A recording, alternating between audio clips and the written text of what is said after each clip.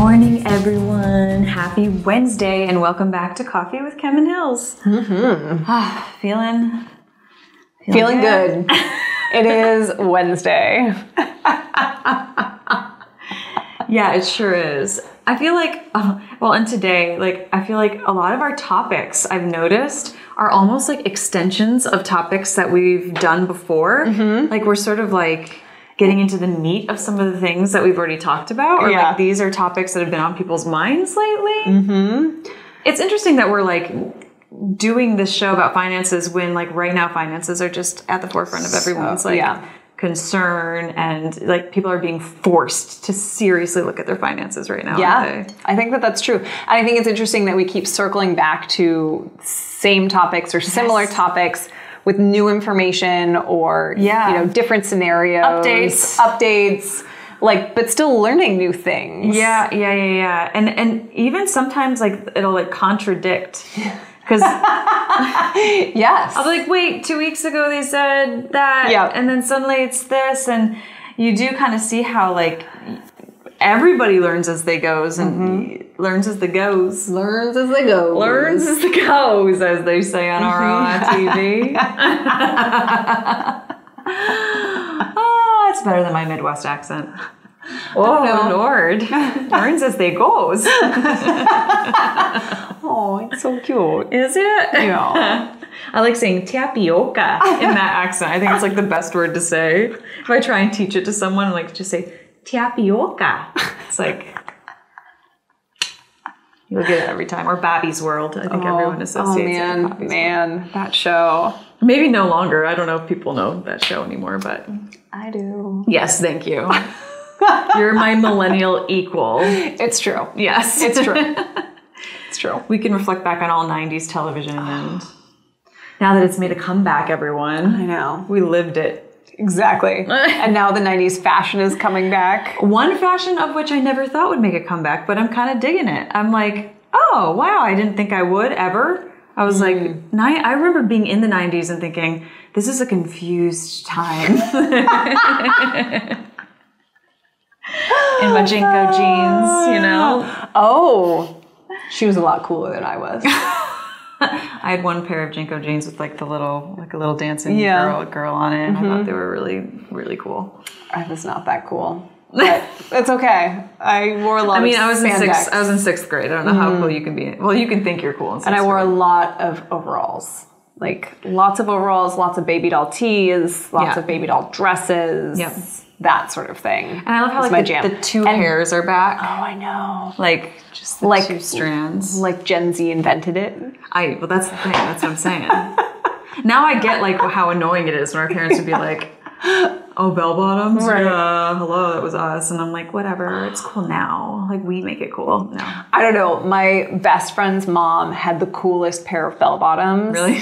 And so, like from when she was that age, and we both fit into them when we were in middle school, and we were like, how did you wear these when you were like in your 20s? Like how tiny were you? Like what? She was apparently very tiny. Very tiny. And they had patches all over them. Like they were just like worn in the right amount. They were cool. Right. Perfect for a comeback. Like, we would like borrow them, and they were just still so cool. Yeah, I love that the bell bottoms have even come back with all of the 90s fashion. It's kind of, it's nostalgic. I'm like, yeah, that was our time. We've now been alive long enough to have our fashions from when we were kids resurface. Yeah, exactly. This has nothing to do with the hot topics that we're talking about. No. That's okay. We digress yet again. All right, but we do have some hot topics today to dive into, so let's get started. First, my fiance has a ton of debt. Should we get a prenup? We talked about this before. Yep. I learned some more interesting facts, though. Yeah. On this one. So did I. This was actually very interesting. Because a lot of people, as we learned last time we talked about this, a lot of people right now, like millennials, are getting prenups. And a lot of the incentive to get one is because of there being a lot of debt. Right. And not wanting to be held responsible for that debt. not wanting their partner to have to be responsible for it. And this was an interesting take that I just didn't think about. I mean, I'm going to be honest. Like, I learned some terms in here that, like, you hear in TV and, like, movies and stuff like that. And you're like, oh, okay, I get what that means. But, like, how it actually applies to your life or somebody's financial life was definitely an interesting learning for me. Yeah, for sure. Anyway, this is Charlotte Cowles is a financial advice columnist. So people write in and then she offers her 2 cents. Literally. Literally. Isn't that what it's called? Yeah. 2 cents. Yeah. You got it. That was a nice little play on words there. Yeah, you know. I wrote it down, but I didn't explain it. So, but 2 cents column. So this guy wrote in and he was concerned because he has a fiance who has a significant amount of debt. And so he was like, okay, should I get a prenup so that, if something were to happen down the line, I'm not going to be held responsible for like all of this debt. Yeah. And admittedly, he was very like sympathetic to the fact he was like, I know we come from 2 different financial situations. Like he had help, she did not have help. Right. Right? Yeah, there was no judgment about the fact that she had the debt. It was just that there is debt. Like, how do we move forward on, like, so that I am not responsible? She also does not want me to be responsible. Right. So they were in the same boat, but how do we do that from a legal standpoint? Was the question. And it was simply answered, which I didn't know this, but whatever debt you accrue prior to getting married is your responsibility. So only debt accrued once you're married becomes a joint responsibility without a prenup. So that goes for either debt or assets. Yes. So premarital debt or premarital assets. So this is what I learned, is that I didn't know like the difference. I knew the difference, but I didn't understand like why there's a difference, I guess. Right. So her debt, which she has $50,000 in student loans plus about $10,000 in credit card debt, is her premarital obligation. And so technically, even though they live in California, which is a community state, even in non-community states, it is still her responsibility should they get divorced or something happen to her. I would not have known that. Yeah, me neither. It definitely didn't. I thought it was interesting because the columnist kind of gave some relationship advice. She was like, but let me suggest that if, you both work together to pay off this debt, it can be really healthy for the relationship. Also, it's an investment into your future because her debt probably means that, because a lot of it's student loans, right? Has set her up, in a job that, he will be reaping the benefits of at some point in the marriage. Right. And she actually does earn, she is the higher earner in the household as well. So I thought it was kind of funny that I was like, oh, the financial guru, the wellness guru. She went into a little bit of like the personal like benefits of just doing a bit of a 50-50 on that. I was like, okay. And I think the other thing too is that she also points out at the beginning of the article is, how you have this conversation and will impact how you have money conversations throughout your entire relationship. Yep. And that's something we talk about all the time here is like opening up, that financial transparency. And I mean, I guess in some ways you have to applaud them because they've already had this conversation and came to an agreement that like, she was like, no, this is mine that I want to take on. And that could just change over the years anyway. Right. Circumstances could change. Yep. But just having the conversation alone and feeling like you're on the same page is so healthy because it is still an uncomfortable, topic to dive into, unfortunately, for everyone. And keeping that honest. And she talks about too, like, even if you keep your finances separate going forward, that you keep that honest conversation going with each other. So she's paying off her debts. Maybe she's spending, $1,000 a month on her debts. Right. That you aren't having to take care of. But then you're probably also putting a little bit more into the communal bucket because you're probably paying a little bit more on groceries or possibly paying a little bit more, some other way. Which is probably why she suggested like, with powers combined. Yeah. Pay off the debt, and then you don't have to worry about it, because it is true. Because then we can contribute in all areas, because that money is still going to debt, right? Rather than like to what your future assets are. Dinner, travel, savings. Yeah, clothes, savings. Whatever. All right, we're going to take a quick commercial break, but we will be right back with another hot topic.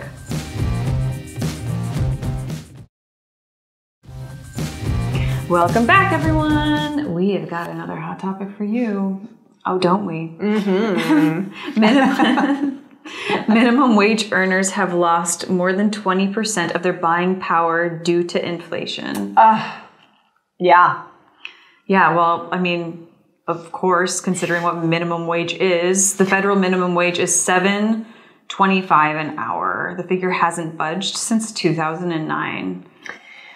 Which is crazy. Yeah, that's not livable. I mean, given that inflation is up 9.1% just in the last year, and we haven't raised the minimum federal wage in 13 years. Yeah, that's insane. Yeah. A 40-hour work week at $7.25 an hour amounts to $290 a week and only $15,080 a year. Yeah. So it's no wonder that people who are working minimum wage jobs, if you're trying to support a family, which, I mean, there's always the argument against raising the minimum wage, because lawmakers say, or they talk about how it's really, only people who have this as a side job are earning this. But no, there's people who are working 40-hour work weeks and they're only making $15,000 a year. Yeah. So, no wonder people are working 2-3 jobs just to, not even survive. Right.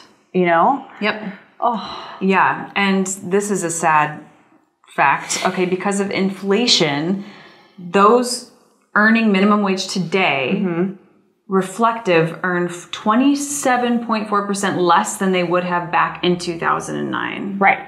So that's why something kind of needs to budge. Which is interesting. I mean, we've talked about the COLA cost of living adjustment that is for Social Security, and that is a built-in thing that happens. Right. It is so surprising that the federal minimum wage does not have that adjust built in. With inflation, Just with inflation. I mean, I think one of the other things they talk about is in 1956, the national minimum wage was 75 cents an hour, which seems crazy. Right. Adjusted for today's, that is $7.19 per hour. But still, that's basically what people are at anyway. Right. And yet that ability to actually, that purchase power has gone down so significantly in those 60 years. Right. 70 years. I can't do math. I can't. I was like, right. 60.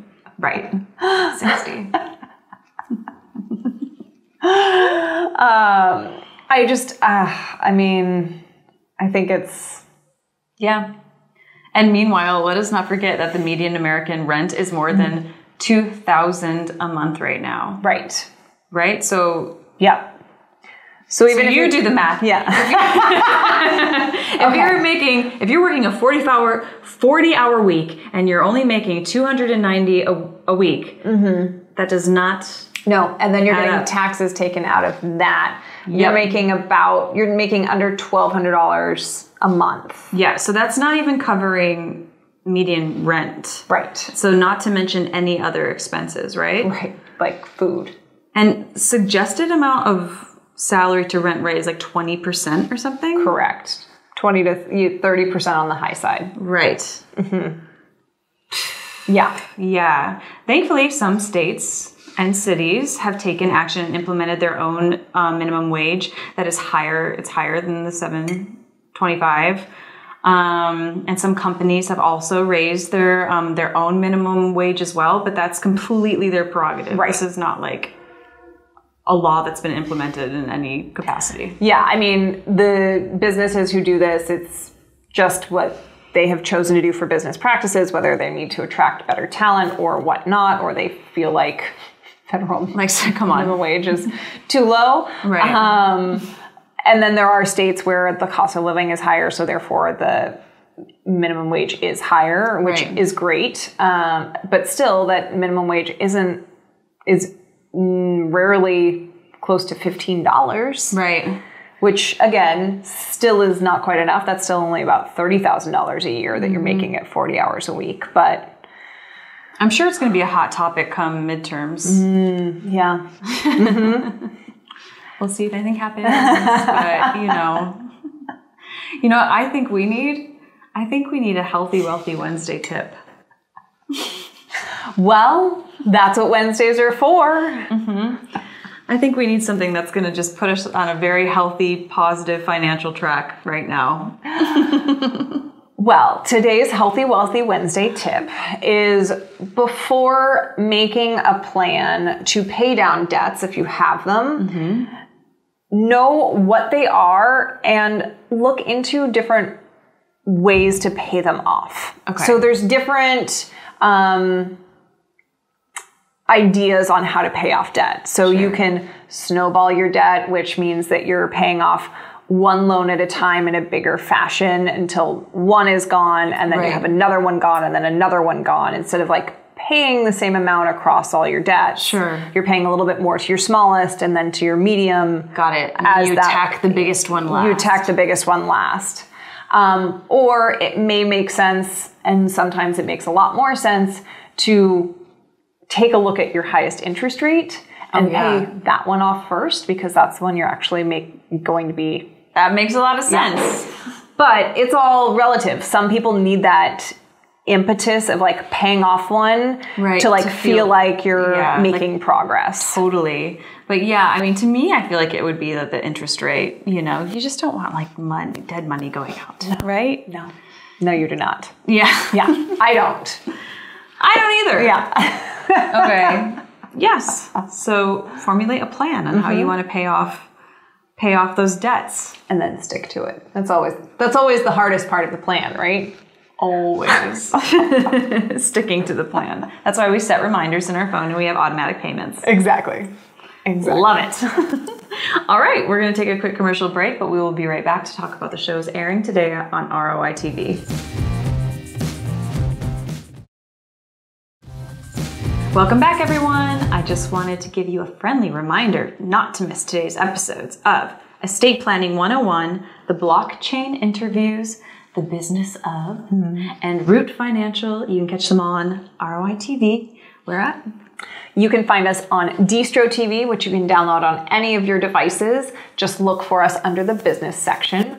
Or you can find us on Roku, Amazon Fire TV, Apple TV, or on your Apple or Android device.